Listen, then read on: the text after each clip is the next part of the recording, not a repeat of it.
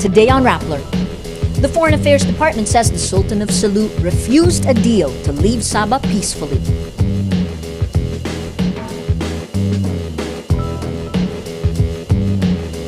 Malacanang says the shootout in Atimonan, Quezon was a rub-out.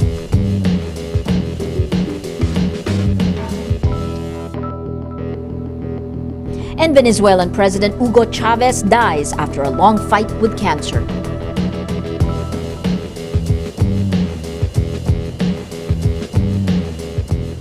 Hello, I'm Maria Ressa. Welcome to Rappler, your social news network. Malaysian forces search house to house Wednesday after Filipino gunmen in Sabah apparently escaped an air raid and ground offensive. Malaysia launched an attack Tuesday on Filipino invaders to end the three-week standoff following bloody shootouts that began Friday and continued over the weekend. Malaysian authorities say the Filipinos escaped to surrounding farmland in the remote region of Borneo. Prime Minister Najib Razak says security forces are weeding out the followers of Sulu Sultan Jamalul Kiram III, who sailed to Sabah to reclaim the territory. A leader of the Moro National Liberation Front says fighters from his group arrive in Sabah to support the militants. MNLF Islamic Command Council Chair Muhajab Hashim says the fighters, quote, slipped through the security forces. He adds, "We're expecting more of them to join the battle, even if our official instruction is for them to refrain from going." MNLF founding chair Nur Miswari confirms freedom fighters from his group are part of the armed gunmen in Sabah. Our social media post of the day is a tweet from Malaysian at Sherwin_Yo. He says, quote, "It's either these Filipinos are delusional or the Malaysian government lied to us about Sabah since God knows when." The Foreign Affairs Department says the Filipino group in Sabah refused President Benigno Aquino's offer for their peaceful withdrawal. In exchange, the government said it would not file charges against them. In a Q&A released Wednesday, the DFA says the government pursued options to resolve the standoff, but the proposal submitted to the Sulu Sultan Jamalul Kiram, quote, did not merit acceptance by all parties. On Monday, Foreign Affairs Secretary Albert Del Rosario went to Kuala Lumpur to ask Malaysia to allow a Philippine naval ship to provide humanitarian services to Filipinos affected by the standoff. The DFA says the request, quote, is still being considered in light of the security environment in Sabah. It also denies a statement from the Malaysian Ministry of Foreign Affairs, which claims Del Rosario agreed to label Kiram's men as terrorists. Filipinos in Sabah say they fear for their safety after violent clashes between Filipino gunmen and Malaysian security forces. The Filipinos say those bearing the IMM-13 passports are apprehended and their identification cards confiscated. The IMM-13 is a temporary pass given to Filipino refugees in the 1980s. In a radio interview, a Sabah-based Filipina says their movements are limited and closely monitored by Malaysian authorities. There are an estimated 800,000 Filipinos in Sabah. Acting Autonomous Region in Muslim Mindanao Governor Mujib Hataman says the government is expecting mass deportation of Filipinos from Sabah. The Office of Civil Defense says about 280 Filipinos arrived in Zamboanga and TawiTawi Tuesday night. They were coming from Sabah. TawiTawi's strong links with the rest of Southeast Asia shapes its culture, history, and economy. Angela Kasaway reports how the Sabah conflict affects the island. Before the Lahad Datu invasion, people from TawiTawi traveled in and out of Sabah without passports. Residents say Malaysian authorities did random checks, but that was all. Since the followers of Sultan Jamalul Kiram III invaded Lahad Datu, Malaysian authorities have clamped down on border entries. Dati-dati ang mga taga rito doon namamalengke sa Sabah dahil mura at saka malapit. Ngayon, hindi na pwede pumasok doon pamalengke. Ang mga traders yung tawag natin sa kanila, hindi na rin pwede magpunta roon, magbili ng mga foodstuff para makabalik dito, itinda sa mga taga rito. It's only 8 hours by boat to the Sabah town of Sandakan, compared to 18 hours if they go to Zamboanga. The proximity has led to friendly trading between the two areas. TawiTawi's primary source of food is Sabah, as well as crude oil. Even its vices come from its closest trading partner. In Bongao, trade center of TawiTawi, basic goods have gone up. A sack of rice now costs 750 pesos to 800 pesos, from 600 pesos to 680 pesos, while crude oil costs 60 pesos per liter to 48 pesos per liter. Yet traders still choose to go to Sabah for their supplies. Buying from Zamboanga will only push prices even higher. Hindi kami kasama doon yung mga manggugulo yan. Magandang tao kami, magnegosyo lang. The residents of Bonggao Tawi-Tawi say conflict in Lahad Datu has not spread to other areas, and they will brave the seas to get their supplies. For them, it's not a matter of practicality, it's a matter of survival. Angela Kasaway, Rappler, Tawi-Tawi. President Akino continues to join Team Pinoy's sorties in Mindanao. In General Santos City, Akino speaks about the Sabah standoff. Natasha Gutierrez reports. The president is not attending one but two rallies in Mindanao while violence in Sabah continues. A day after protests in Manila over President Aquino's alleged mishandling of Sabah, he is in Mindanao to join his coalition Team Pinoy on the campaign trail. In General Santos City, a huge crowd welcomes Aquino. He gets emotional as he talks about the Sabah crisis, but also asks the region to support his slate. Tama ho ba yung sinususog ng ilan na dapat suportahan natin yung mga nandun na may daladalang armas, na nagkaroon na ng patayan?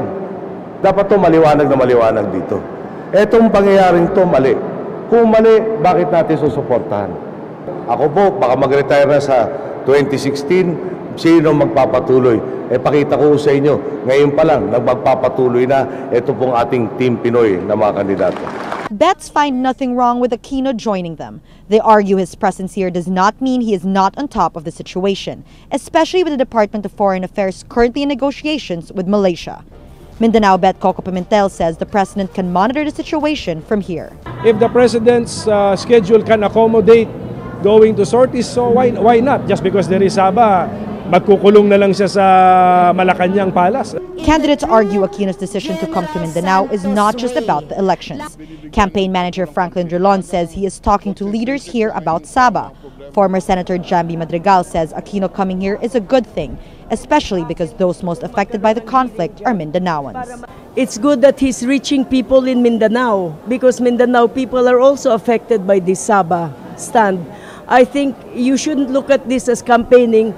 You should look at this as the president trying to get the opinions, the consensus of all the people affected by the Sabah stand. In 2010, Aquino lost in Mindanao to former President Joseph Estrada, who now heads the opposition United Nationalist Alliance. Insensitive or understandable, Aquino's decision to go on sorties is viewed as a non-issue by his bets who benefit from his presence here. Elections are still 2 months away. Voters may forget about Sabah by then, but they will likely remember the time he spent here. Natasha Gutierrez, Rappler, General Santos. Citing the results of a government investigation, Malacanang says evidence on the Atimonan incident point to a rub-out, a planned execution. In a press conference, Deputy Presidential Spokesperson Abigail Valtes says all victims were summarily executed. Valtes says President Aquino accepted in full the National Bureau of Investigation's executive report about the incident in Atimonan, Quezon. She says the President directed Justice Secretary Laila de Lima to file the appropriate criminal and administrative charges against Hansel Marantan, James Andres Melad, and others involved in the incident. On January 6, a total of 13 suspected robbery gang members died in the incident. 23 officials of the Philippine National Police and 25 members of the military were involved. 5 bishops in different provinces will hang Team Patay posters in their dioceses. Archbishop Ramon Arguelles and Bishops Buenaventura Famadico, Jose Oliveros, Antonio Palang, and Reynaldo Evangelista will follow the lead of Bacolod Bishop Vicente Navarra in campaigning against senatorial candidates who supported the reproductive health law. This comes after the Bacolod Diocese got a temporary restraining order preventing the Commission on Elections from taking down the posters. Felix Mining gets the approval to resume operations at its copper gold mine in Benguet. The Pollution Adjudication Board approves lifting the cease and desist order on the use of the tailings pond at Felix's mine.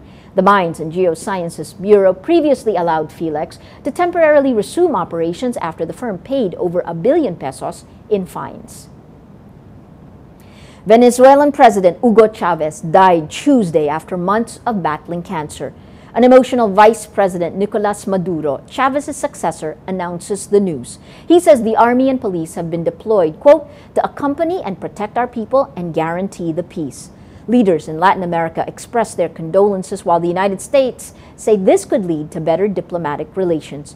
The Venezuelan foreign minister says Maduro will be interim president and an election will be called within 30 days.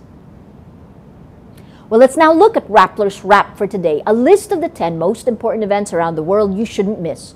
At number 5, tensions in the Korean Peninsula continue after North Korea says it might nullify the 1953 armistice agreement that ended the Korean War. The state's official KCNA news agency says this could happen if new sanctions are imposed on the country over recent nuclear tests, which angered many countries. At number 9, BlackBerry launches its latest smartphone in the Philippines. The BlackBerry Z10 is the first smartphone to run BlackBerry's new smartphone operating system, the company's latest effort to regain users lost to iOS and Android. The phone will be available in black and white models beginning March 19, with a suggested retail price of 29,900 pesos. And at number 10, good old-fashioned revenge, Iron Patriot, and the Mandarin. These are some of what fans are waiting for in Iron Man 3. Its latest trailer was recently published exclusively by Yahoo. The movie is loosely based on the Extremis comic storyline, where Iron Man gained the ability to control his armor through his nervous system. We do need backup. That's your department. For the full top 10, visit Rappler.com's The Wrap.